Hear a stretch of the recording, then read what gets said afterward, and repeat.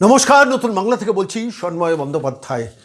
আমরা নিরন্তর সরকারি কর্মচারী এবং অবসরপ্রাপ্ত কর্মচারী, স্কুল শিক্ষক, অশিক্ষক, কলেজ শিক্ষক, কলেজ অশিক্ষক, সরকারি আন্ডারটেকিং, পুরসভা, পঞ্চায়েত, জেলা পরিষদ, গ্রাম পঞ্চায়েতের সরকারি কর্মচারীদের যে অধিকার নিয়ে নিরন্তর যে আন্দোলন চলছে, সেই আন্দোলনের প্রেক্ষিতে আমরা প্রতিদিন আপনাদের কাছে ফিরে আসছি। আজকেও আমি দুটো তিনটে খুব ইম্পর্টেন্ট বিষয় নিয়ে এলাম যে সরকার পোষিত সংস্থা, স্কুল, কলেজ এবং এবং পুরসভা, পঞ্চায়েত, জেলা পরিষদ, গ্রাম পঞ্চায়েত, বিভিন্ন আন্ডারটেকিং, সেখানকার ব্যাপারে একটা মিটিং হয়েছিল সম্ভবত 1 তারিখ রাজ্য সরকার। এবং এই মিটিংয়ে আলটিমেটলি কী হয়েছিল, আমি সরকারি কর্মচারীদের এই পার্টটা নিয়ে আমি সংগ্রামী যৌথ মঞ্চের ভাস্কর ঘোষের সঙ্গে কথা বলেছিলাম। কী হয়েছেন তার মুখ থেকে শুনবেন। আমি সেই এটা অডিও বক্তব্যটা এরপরেই আমার বক্তব্যের পরেই আমি আপনাদের শোনাবো। কিন্তু তার আগে একটা কথা খুব স্পষ্টত বলে দিই, প্রতারক সরকার তো আপনারা নিরন্তর আমাকে ফোন করছেন, আমাদের কাছে জানতে চাইছেন, আপনাদের কথাও বুঝতে পারছি, প্রত্যেককে ঠকিয়েছে এই প্রতারক সরকার।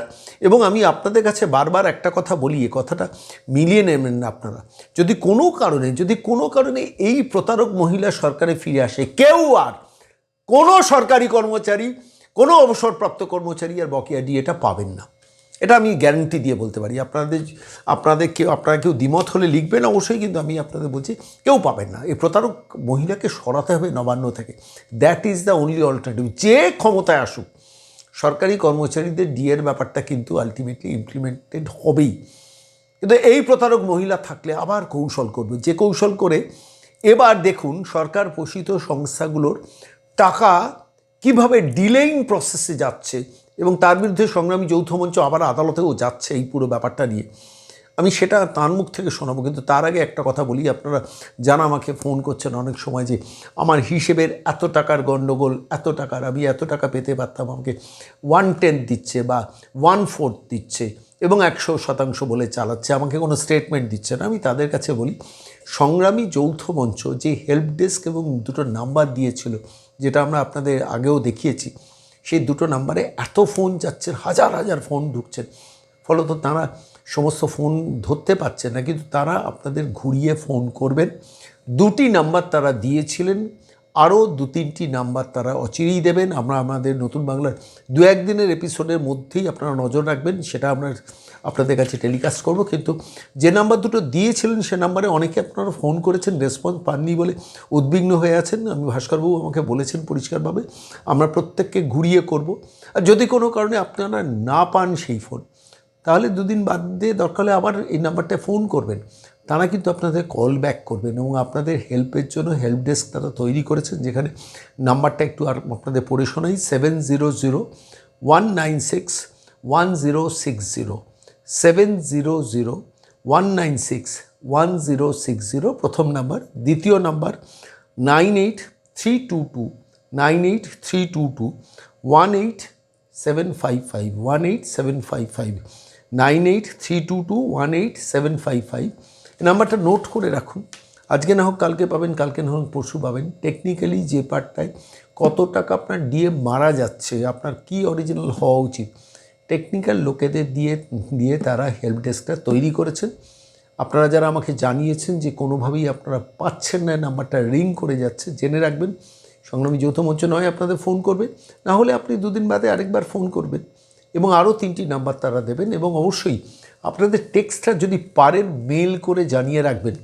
আপনারা মেলের উত্তর কিন্তু পাবেন সংগ্রামী যৌথ মঞ্চের কাছ থেকে। ভাস্করবাবু সেটাও আমাকে অ্যাসিওর করেছেন যে মেল আইডিটা এই মুহূর্তে স্ক্রিনে দেখছেন, SJM অর্থাৎ সংগ্রামী যৌথ মঞ্চ DA help desk, SJM DA help desk HELPDESK @gmail.com।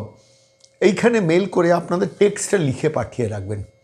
দুটো দিক, একটা হচ্ছে আপনাদের উত্তর তারা সংগ্রামী যৌথ মঞ্চ দেবে, দ্বিতীয়ত হচ্ছে আপনাদের তথ্য নিয়ে যদি সুপ্রিম কোর্টেও মেনশন করার যে তালিকাটা সুপ্রিম কোর্টে দেবেন, তার মধ্যেও আপনাদের কেস স্টাডিটাও যদি ইম্পর্টেন্ট মনে হয় তারা দেবেন। কিন্তু সংগ্রামী যৌথ মঞ্চ সরাসরি খুব দ্রুত আদালতে যাচ্ছেন। গোপাল সুব্রমণিয়ার সঙ্গে তাদের মিটিং হয়ে গেছেন, ভাস্করবাবু, সুদীপ্ত দাশগুপ্ত, তারা সিদ্ধার্থ বন্দ্যোপাধ্যায়, তারা ম্যারাথন মিটিং করছেন, প্রতিদিন প্র্যাকটিক্যালি মিটিং করছেন, করে দ্রুত সরকারি কর্মচারীদের যে ঠকাচ্ছেন মমতা ব্যানার্জির সরকার, নবান্নের এই প্রতারক সরকার, সেটা নিয়ে তারা যাচ্ছেন। এবং আপনারা অবশ্যই মনে রাখবেন যে এই নির্দিষ্ট নাম্বারে কয়েকদিনের মধ্যে হয়তো ফোন পাবেন, না হলে আপনারা ঘুরিয়ে ফোন করবেন, আরও 3টে নাম্বার পাবেন। কিন্তু at the end of the day আবারও বলছি, যত বারণ পরিচিত মানুষদের বোঝান এই প্রতারক মহিলাকে সরকার থেকে সরাতে। যারা মানে তৃণমূলের সিম্প্যাথাইজার আছেন সরকারি কর্মচারী, তাঁদেরও বলছি আপনাদের নিজেদের স্বার্থেই এই মহিলাকে সরকার থেকে সরান, অন্তত ডিএটা পরবর্তী সরকারের কাছ থেকে বুঝে নেওয়ার জন্য। আমি আজকের এই প্রতিবেদনে এই পর্বে ভাস্করবাবুর সঙ্গে কথা বলেছি। স্কুল, কলেজ, বিভিন্ন আন্ডারটেকিং, পুরসভা, পঞ্চায়েত, জেলা পরিষদ, গ্রাম পঞ্চায়েত, বিভিন্ন সরকার পোষিত সংস্থাগুলো তাঁরা কীভাবে ডিএটা পাবেন বা তাদের ডিএটাকে কীভাবে প্রতারিত করছেন সরকার, এবং 1 তারিখে মিটিংয়ে কী হয়েছে, আমি যে প্রশ্নগুলো ভাস্করবাবুকে করেছি ভাস্করবাবু তার উত্তর দিয়েছেন, শুনুন। নমস্কার ভাস্করবাবু, সন্ময় বলছি। হ্যাঁ, নমস্কার দাদা। বলছি সরকার পোষিত বিভিন্ন সংস্থা, আন্ডারটেকিং, পুরসভা, পঞ্চায়েত, জেলা পরিষদ, কর্পোরেশন, স্কুল শিক্ষক, অশিক্ষক, কলেজ শিক্ষক, অশিক্ষক, তাদের নিয়ে গতকাল একটা মিটিং হয়েছে নবান্নের। কি ডেভেলপমেন্ট হ্যাঁ, একটু বলবেন? ডেভেলপমেন্ট বলতে মানে বিভিন্ন সরকার পোষিত ক্ষেত্রে যারা অফিসিয়ালরা গিয়েছিলেন, সেখানে গিয়ে পরে অর্থ দপ্তরের পক্ষ থেকে মানে যে আচরণ তাদের সাথে হয়, তারা মোটামুটি প্রায় চমকেই যান। এবং সেখানে সেরকম কোনো কংক্রিট কোনো ব্যবস্থা হয়নি। তাদেরকে বলা হয়েছে যে সমস্ত স্টাফের ডিটেলস আপনারা জোগাড় করুন। তারা তখন বলেছে সেগুলো তো সব রেডি আছে আমাদের কাছে, চাইলে পরেই আমরা কালকেই পাঠিয়ে দিতে পারি। আর এবং সেই তথ্য তো আপনাদের কাছেও আছে। তখন বলেছে না না, আবার নতুন করে আপনারা চেয়ে নিন, চেয়ে নিয়ে পরে সেগুলোকে কম্পাইল করে পাঠান। মানে এই নতুন করে চাওয়া এবং কম্পাইলেশন, এটার অর্থ হচ্ছে যে ডিলে করাটা, মানে ডিলেইং ট্যাকটিক্স।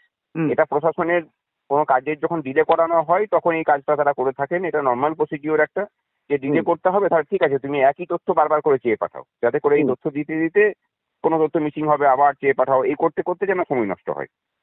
এবং এটা জানিয়ে কি রাজ্যের কর্মচারী এবং রাজ্যের মানুষকে, বিশেষ করে রাজ্যের মানুষের জানা প্রয়োজন যে এই সরকারটা কতটা সৎ এবং কতটা এরা মানে শয়তান, যে এই তথ্য রাজ্যের কোন দপ্তরের কত কর্মচারী আছে তাদের সমস্ত ডিটেলস কিন্তু অর্থ দপ্তরের কাছে থাকে। তারপরেও অর্থ দপ্তর এইসব বান্দানিগুলো করে চলেছে।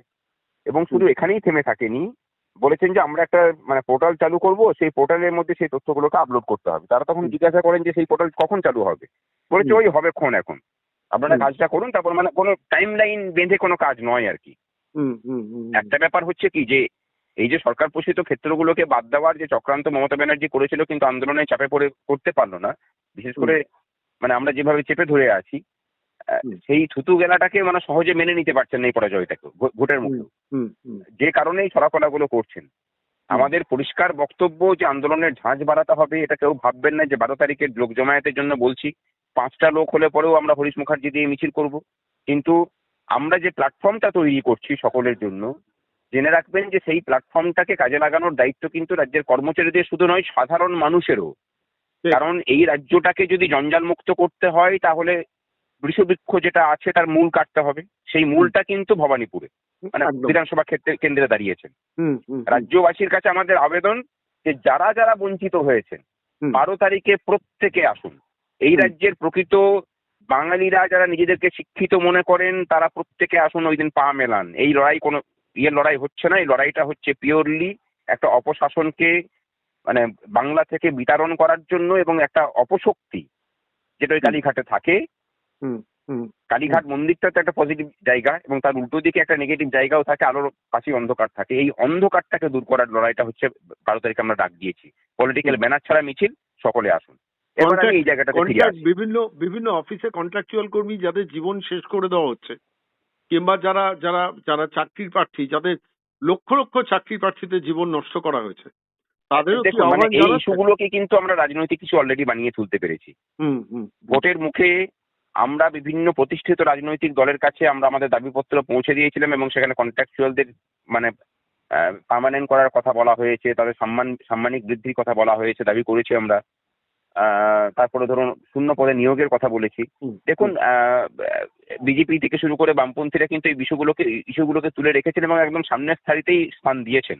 আমাদের কাছে সেই সব ডেপুটেশনের বিজেপি মানে বামফ্রন্টে যেমন চেয়ারম্যান থেকে শুরু করে মোহাম্মদ সেলিম সবার সাথে কথা হয়েছে, হুম, বিজেপির একাধিক ব্যক্তিদের সাথে কথা হয়েছে, মানে আমাদের শ্রমিক ভট্টাচার্য থেকে শুরু করে আমরা মানে বনসলজি তার সাথেও আমরা কথা বলেছি এটা নিয়ে। হুম, হুম, হুম, আমি অন্য প্রসঙ্গে চলে গেলাম। এবার অর্থ দপ্তর যে হিসেবটা করে পরে আপাতত পেনশন মানে সরকারি কর্মচারী এবং পেনশনারদেরকে মিটিয়েছে, হুম, এই মেটানোটা কিন্তু ক্যাগের যে হিসেব তার থেকে প্রায় 60% কম। এবং ক্যাগ এই নিয়ে অর্থ দপ্তরের কাছে জানতে চেয়েছিল যে কোন ফর্মুলাতে আপনারা এটা করেছেন। তারা তখন বলেন যে ওই মানে এটা আমরা করিনি, এটা হচ্ছে একটা স্বশাসিত সংস্থাকে দিয়ে করানো হয়েছে, মানে এটা টিসিএস কে দিয়ে করানো হয়েছে, দায়টা টিসিএস এর ঘাড়ে ফেলেছেন।